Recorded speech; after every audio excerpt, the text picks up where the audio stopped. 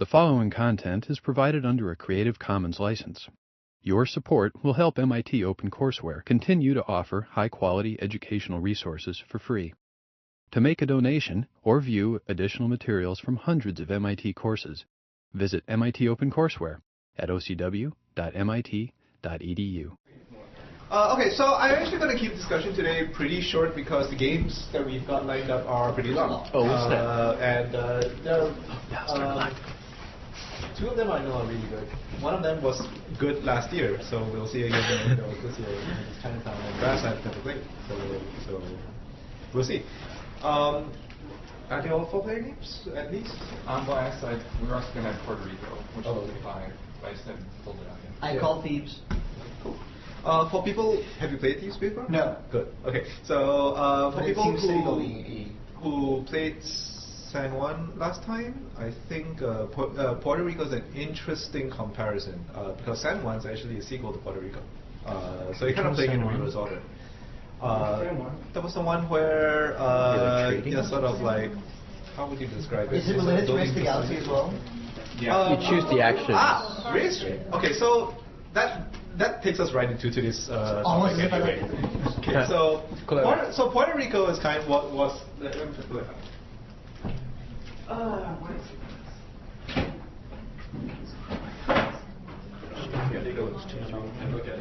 Puerto Rico is the. I'm going to guess it was actually the first in the series. I certainly do not know of any immediate predecessors or inspirations. And San Juan's kind of the card game version of this. Which is why we introduced it earlier, because you guys were working on card games. Race to the Galaxy is more of a spiritual successor, as described in the reading, but you could also think of it as a clone with a few upgrades, because it wasn't the same people. It wasn't the same people who made. It was not. To clarify, the guy who did San Juan and the guy who did Race to the Galaxy were kind of collaborating.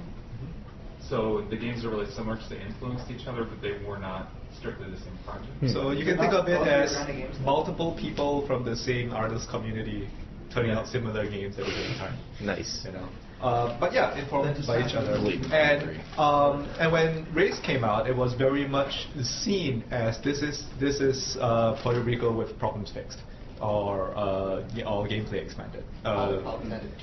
And problems added to, and and of course a completely different scene. But you can but at least in terms of game mechanics, that's a nice connection that you can actually see among the games that you played before and you're going to be playing today.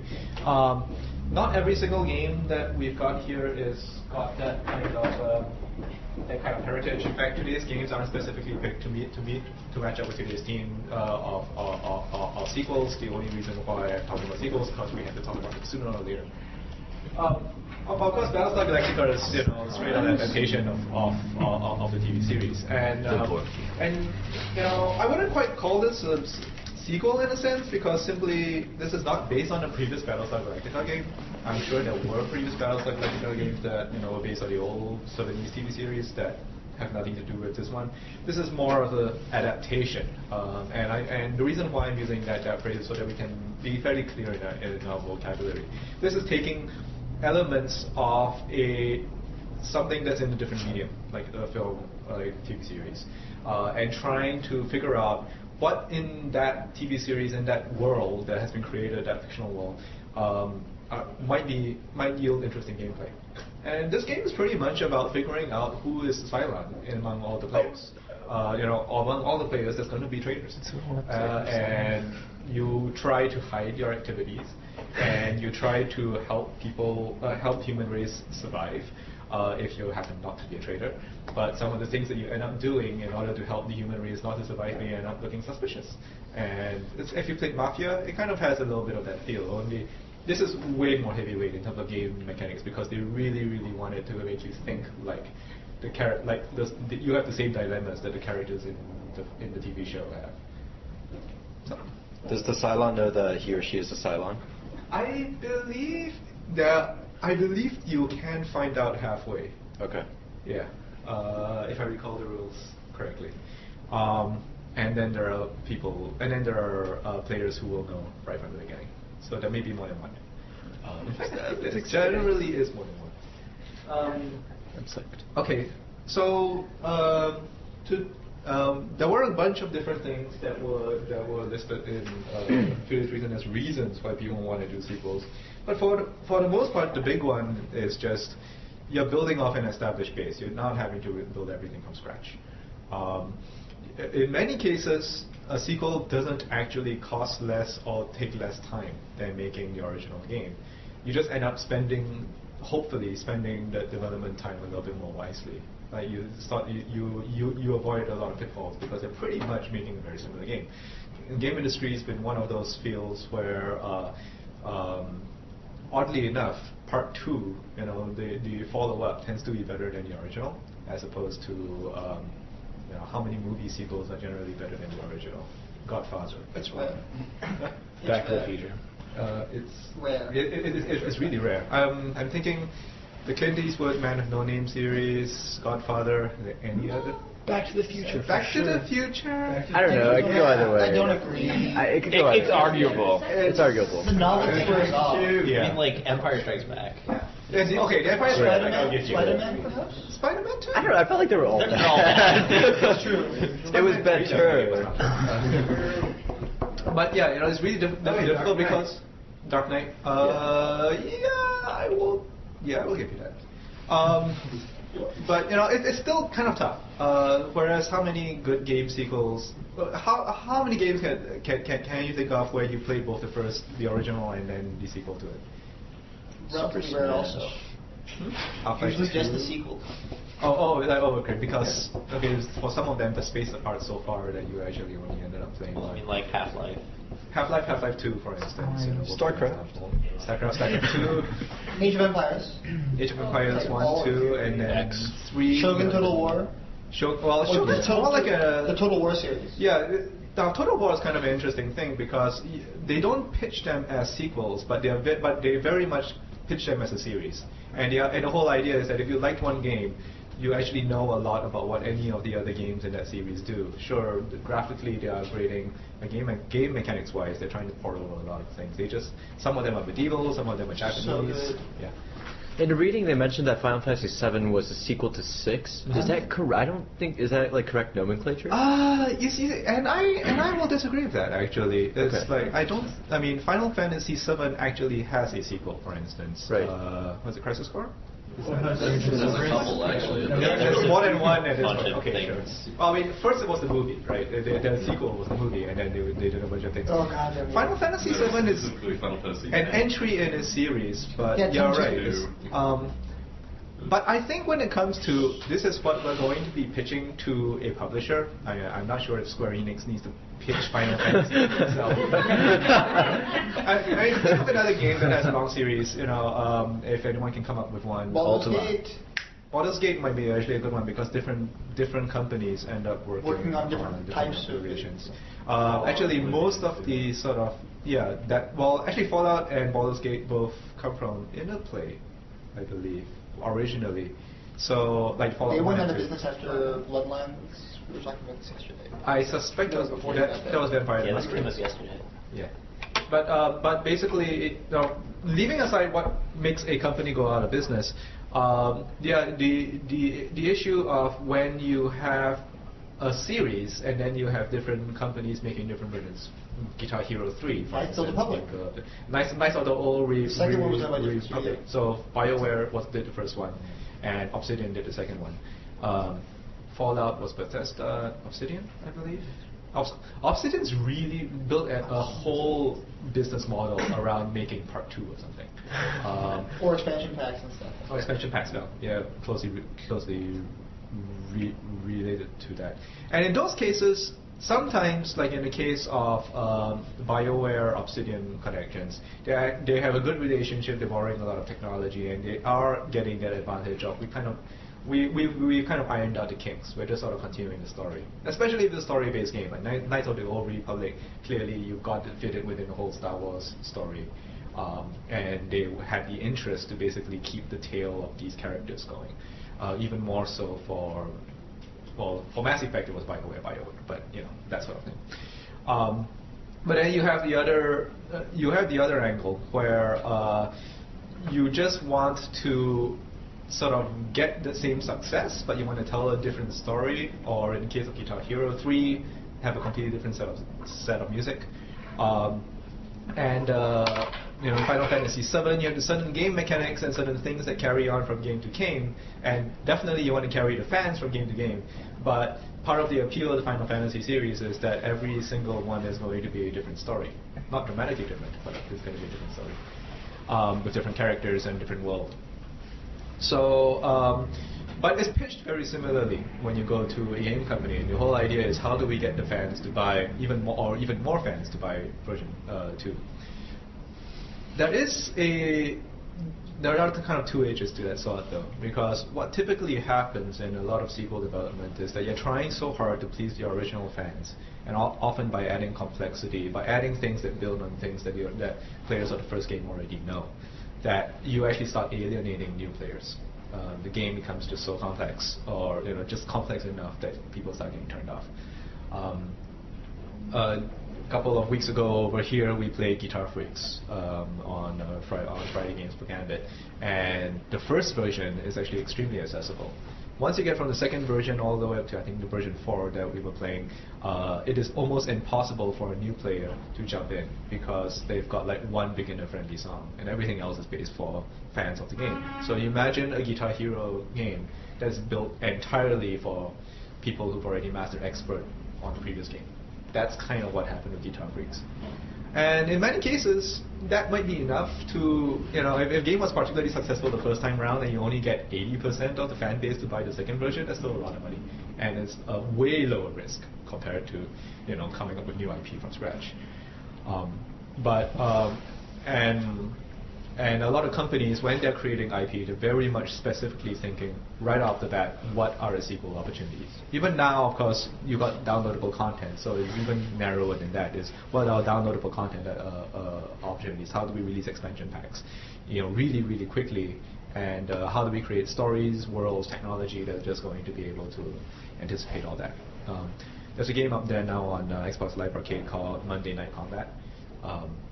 And they did some little clever hacks to basically allow them to update the game on a week-to-week basis, whereas typically that kind of certification that's required from Microsoft is really expensive. Every time you want to release a new version, you have to put it through an entire rigorous QA testing schedule again.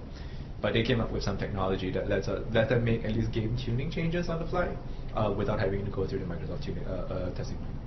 So it's not technically releasing a sequel, but they were very much thinking about how do we keep updating this game. I wouldn't be surprised if Steam started off as that, and Blizzard Battle.net kind of started off as just an easy way for them to get up patches and to keep tuning this game. And eventually someone involved decides, hey, we can sell games this way. And, the launch was kind of bumpy, but, it's fine now. There is one thing which the book didn't mention, which is the reboot, the sort of franchise reboot. This can sometimes happen when you have a publisher who's got control of an IP that kind of floundered halfway. Maybe there was a bad execution on narration and lost most of its fans, or they just played out the formula to death. And then they want to try to get a new batch of fans. Few people who like the original one. And I was talking about a Tomb Raider game. Where they're just trying to, they've rebooted the Tomb Raider franchise several times at this point. Each time trying to say, okay, you've probably heard from Tomb Raider from the huge amount of advertising that we've done, but you may not actually have liked the previous versions of the games. And we're going to reboot this franchise by making a different game in that same world, where maybe in Tomb Raider we'll use the characters and we'll use the fiction, but we'll change the gameplay significantly. Because we're not going after the old fans anymore. We're going after a new batch.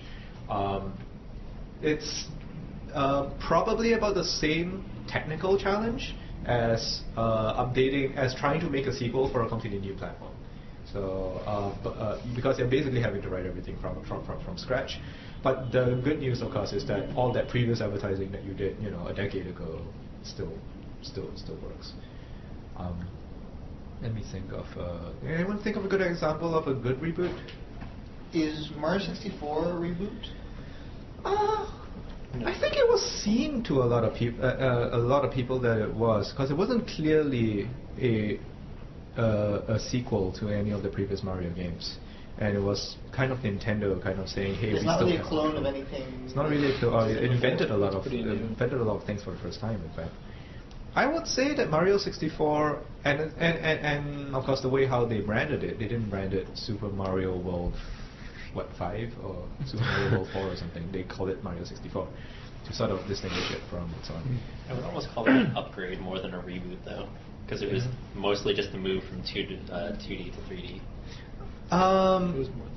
It's a good challenge because to the player it may seem like it's not that, but for a technical point of view, they had to completely reinvent the way how Mario moves, the way how Mario jumps, frankly, the way how the camera moves. It never used to be a huge problem in the 2D games, but was the primary thing that they managed to figure out how to get working in 3D was the camera. I think, I wouldn't be surprised if their marketing pitched it a little bit like a sequel, but it was also very, very clear of like, this is going to be a whole new generation. You've never played Mario, anything like this. So don't expect your previous Mario experience to carry over necessarily. I was going to say Metroid as well. Metroid Prime? Yeah. Yeah, that's a really good example of... in fact, Metroid Prime was an instance where they gave the franchise to a completely different developer.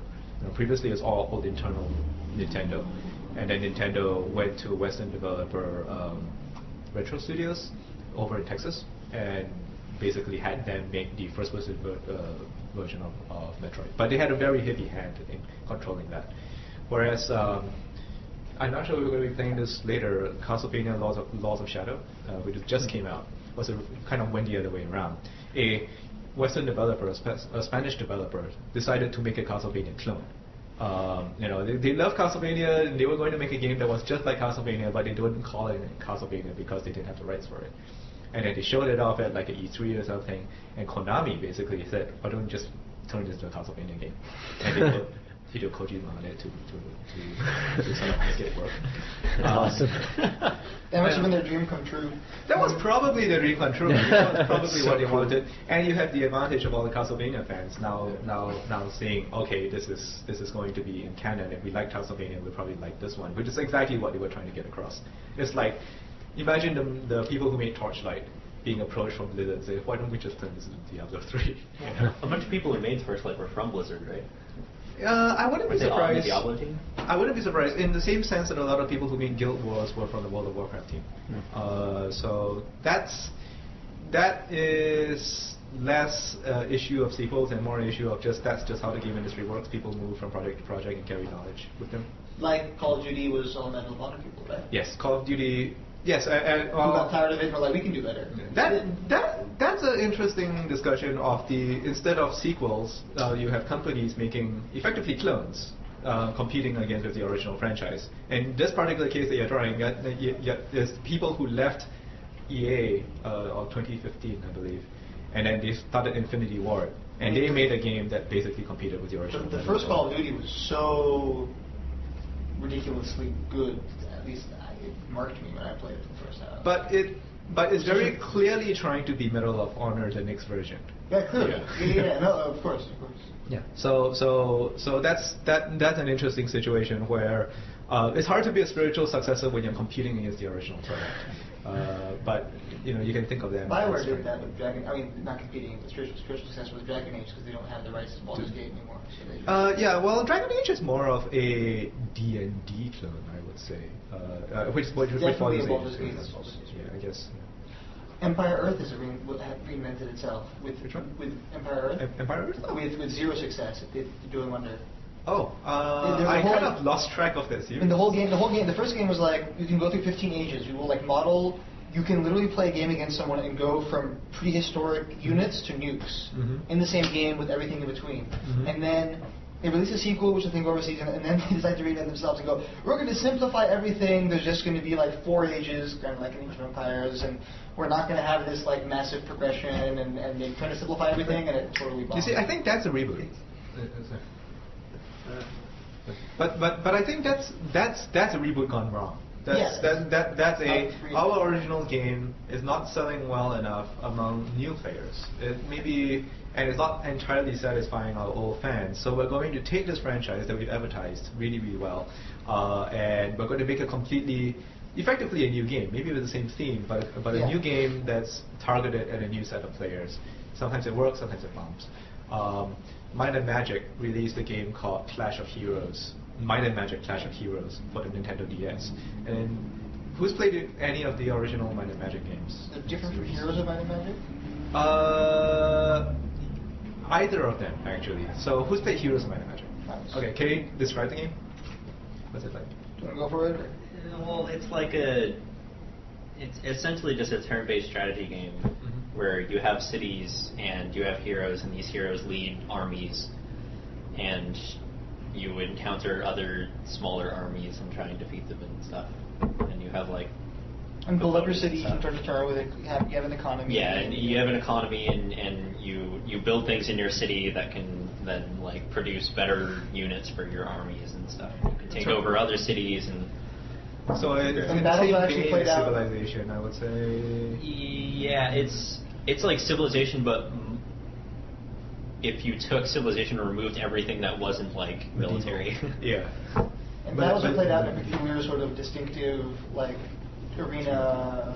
Yeah, you have a battlefield where it's turn-based, and you have your units on one side and the opponent's units on the other side, and you move units together. So if you have pikemen and bowmen, you have the clump of all bowmen who then move together as a unit, and so on and so forth. So Clash of Heroes is a Nintendo DS game in the Might and Magic series, and what they did was they made a match 3 game.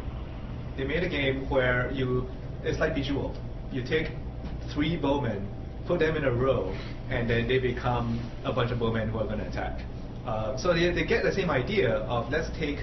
And because of Nintendo DS, there are 2 screens, so the enemy's armies are on one and yours are on the other. It's just kind of sending troops up and down. But the gameplay is dramatically different. It's effectively a franchise reboot.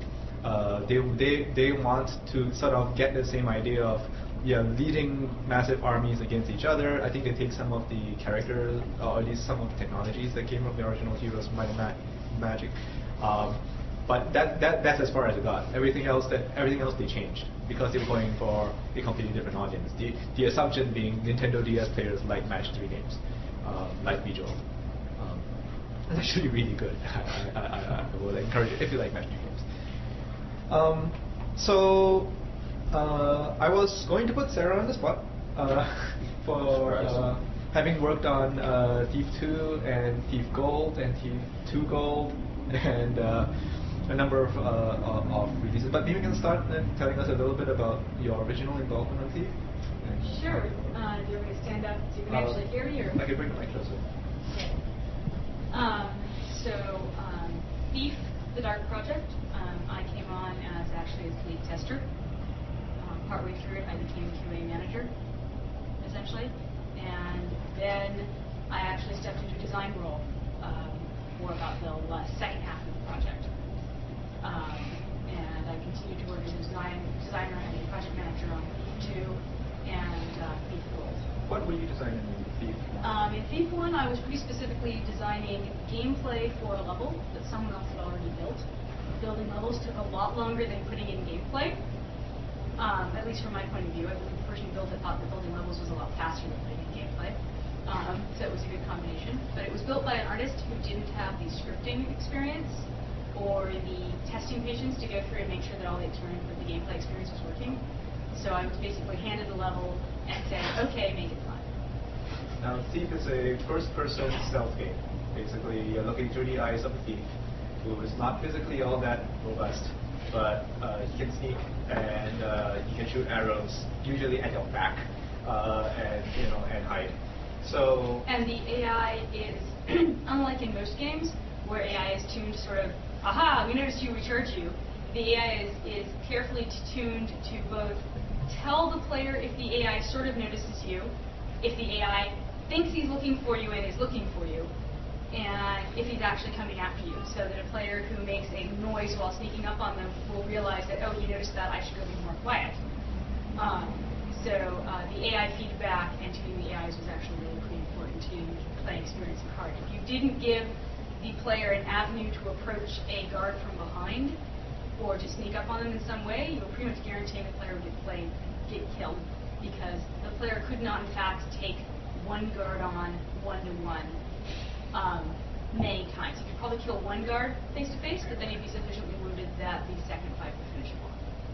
So you had to be giving the player channels and ways to sneak up and places to hide and things like that if you wanted to have an interesting game and a challenging game. And that's the gameplay tweaks that you're talking about. Those are the gameplay tweaks I'm talking about, yeah. Placing AIs, determining their paths, putting, actually this particular level had a lot of traps in it, so creating the traps and then giving clues to the player in-game so that they could either notice the trap was there before getting hit by it and find some other way to trigger it, or notice that it was there, or notice it was there and then discover how to get out of it. Thief is a 1990... 1980s at this point. 1990s. 1990s. It was released around the same time Doom was. And it's pretty impressive because in Doom you can't look up, I believe. You can shoot up, but you can't look up. Yeah, in Thief you can crouch, you can lean around corners, you can in fact shoot your bow while leaning around corners, and yeah, you can look up and down and all around. So yeah. So that's Thief 1. What happens when Thief 2 gets approved, or well, the first actually what to do was convince people that they wanted to do Thief 2.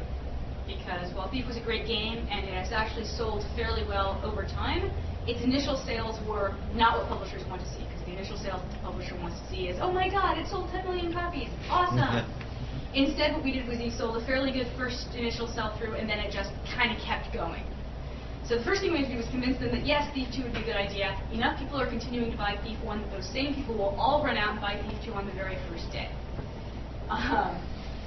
And the way we did that was, first of all, taking a look at forums and saying, hey, look, people are pretty excited about this. They're enjoying it. It's got good lasting power. Our fans are going to stick around to play with it a second time. And that was sort of a marketing and analysis that kind of went into the publisher. And the other part was saying, okay, what are the improvements we're going to make to this game? How are we going to change this game to make it better than Thief 1 while still taking advantage of everything we did? So we created basically a big design doc with, here are the areas that we thought we could have done better in Thief 1. Here's what we're going to improve. And here are the changes we're going to make. So we're not going to make Thief 1 again. We're going to take what Thief 1 was, add some improvements to it, make a deeper story, and hopefully give a more variety of gameplay was what we actually ended up aiming for in our initial docs. Was we wanted to give Garrett additional abilities, give him a little bit, vary the gameplay. The gameplay in Thief 1 was all sneak.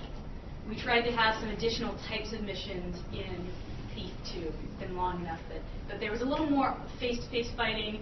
There was a little more subterfuge. Instead of just sneaking around, we also had, okay, so now you need to disguise yourself as someone and sneak in and sneak out again because you need to pass for them while getting a goal done and things like that. So we tried to find what are additional stealth and subterfuge issues of gameplay we can add in. How many of those features in Thief 2 were inherited from dropped features from Thief 1? Ideas? A lot of them inherited from dropped ideas from Thief 1, but when they first started designing Thief, and I was not on the initial Thief design team, so now I'm making up what they were talking about. It wasn't clear that it was going to be, it was sort of like, it's going to be a stealth-y game, but we hadn't actually defined what stealthy gameplay was yet. So it was Thief 1 that kind of told us this is what stealth gameplay is that works, and once we found the one or two things that worked, we kind of went with that and hung with that. It was in Thief 2 we got to play around with what are some other ideas of stealthy gameplay, what are some other ways to trick people into football. If people have played Metal Gear Solid or any of the games in the Metal Gear Solid series, it owes a lot to Thief, especially the really, really noisy NPCs. You want to say, I heard something, I wonder what's over there. That's all from Thief. Deus Ex also. But Deus Ex also owes a lot to Thief. Yeah, well that's what I'm saying is that Deus Ex also actually took a lot of Thief's lessons and went on with them from there. Again, a lot of people working on Thief are also doing Deus Ex. Deus Ex 2, or Deus Ex 2, but yeah. Looking Glass folded and went out of business. And a lot of people moved to Austin to then work on Thief 3 and Deus Ex 2 and those projects there. So. I have a question about The gold version. The gold version. And The tell us gold a little bit versions about of the what that's games are really a way to try to convince, from the marketing point of view, is a way to convince players to buy the same material again. So I'm being a little cynical here, and I admit that. But we did in fact add, what we did was we added several new missions, so it was expanded play, and then we went back and problems that we knew were in the missions, we fixed them. And we actually added some richer gameplay to several of the missions that, oh god, we have to get this out the door, this would be so cool if we could set this up, but we don't have time to, and out it goes. And so we went back and we touched up over half of the missions. We added some additional gameplay, we added extra goals, we took areas where we thought the gameplay was particularly weak because we'd gotten rushed on finishing it, and we made the levels a bit longer and a little more interesting in our opinion. And then we also added 3 new levels. And it was kind of a chance, it was a do-over. We had very limited programming resources, so we didn't really get to add in much in the way of new features. But we were able to go back and tune it and make significant changes to the levels, to the way that the guards worked, to the scripting behind the levels. If anyone's working on a 3D mod, there's usually a fair bit that a designer can do behind the walls of telling the AIs what to do and how to think and how the gameplay flows. And Thief especially had an extremely rich editor that more powerful, I think, than any other editor I've ever worked with, even though it is now 15 or 20 years old. 15 years old, I think.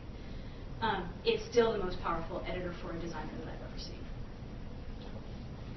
So, did you feel that how much, you mentioned you looked at forums and you looked at fan input, and how much of that, of what went into debating the sequels actually came from fan input?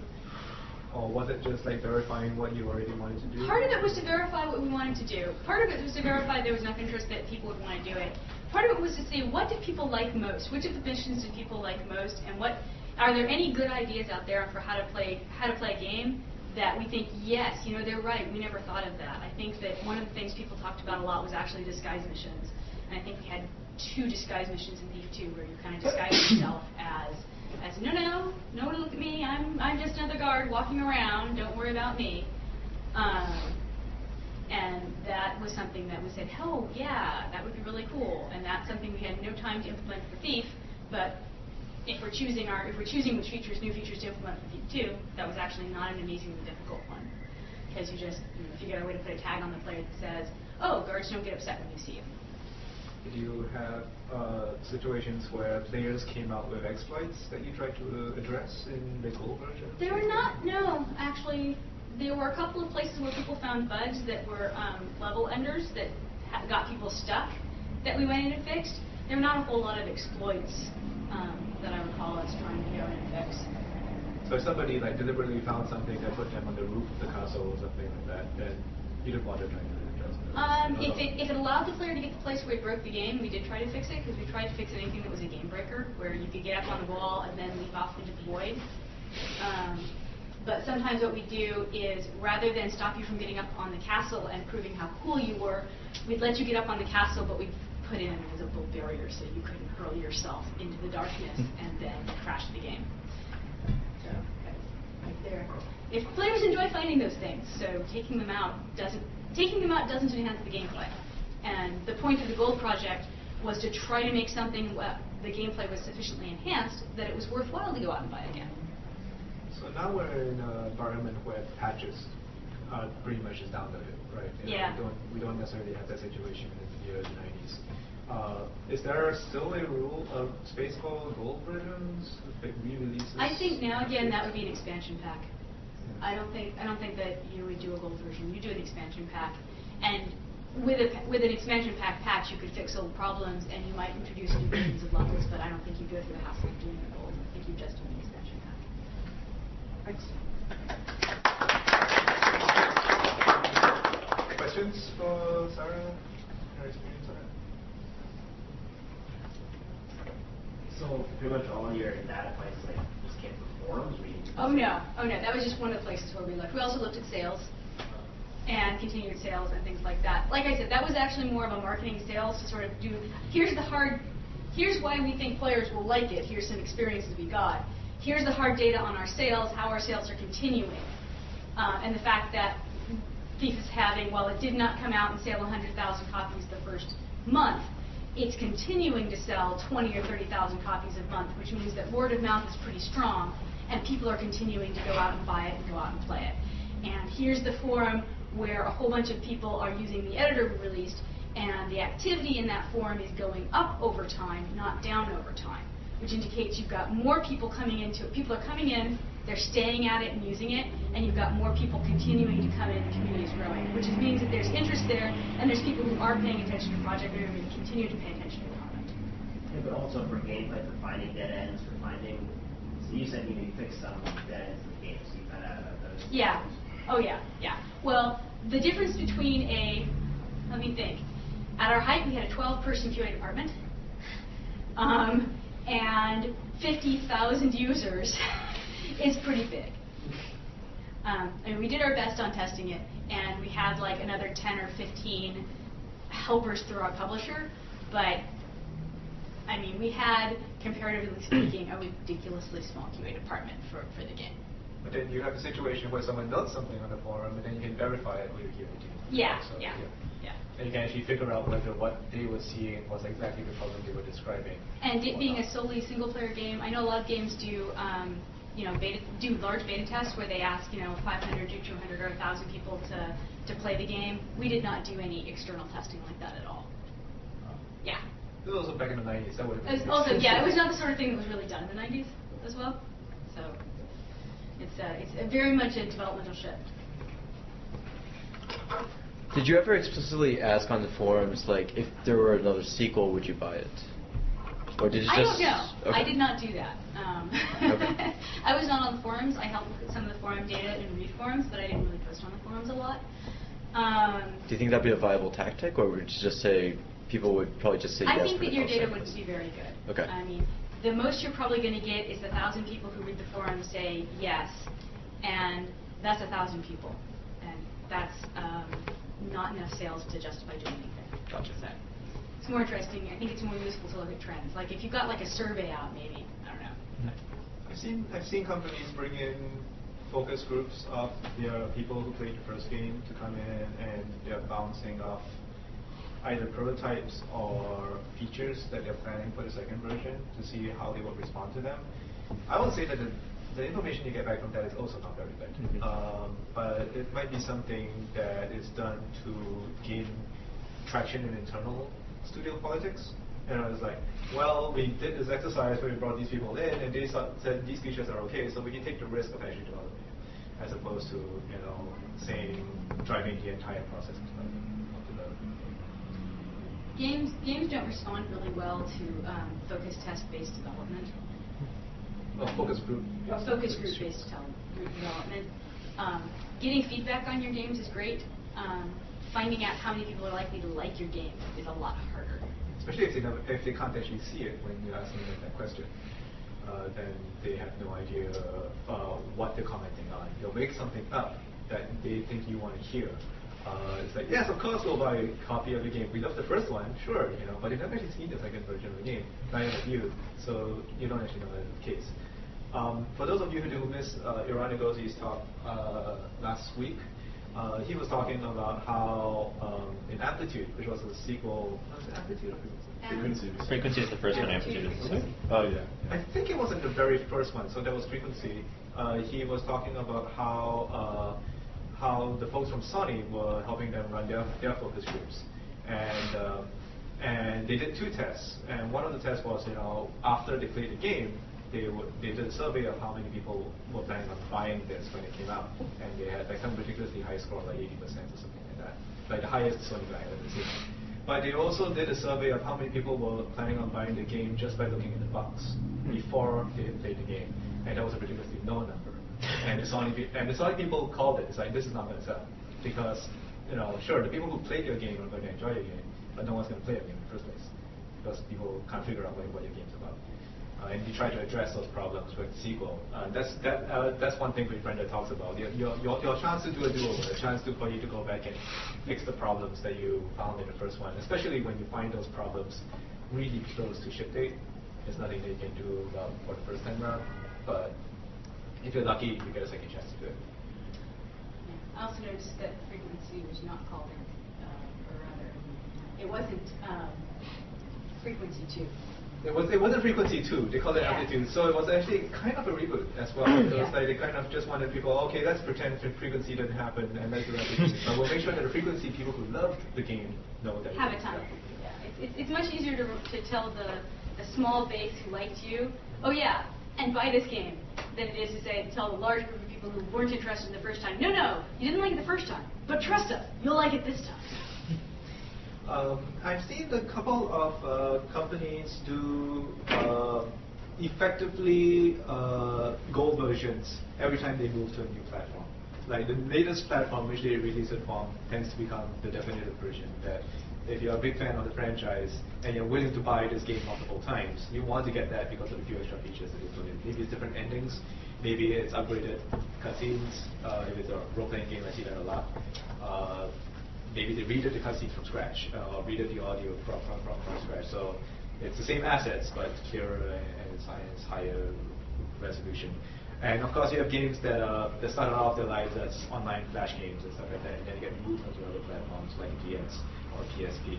And those games tend to have not only completely reworked controls, because controls are different, but also a lot more features, because you have to now justify to people who may have loved the game but didn't pay any money for the first version to actually put down money for it now. So N is a good example of that. It's a game that came out by Xbox Live Arcade and did DS and PSP, but started its life as a free flash game. And lots of people loved it, but lots of people didn't have to pay any money for the first version. So how much they love it is kind of a weird factor. Okay, so, well, that took longer than I thought. Okay. I guess we should start with the games. Any more questions?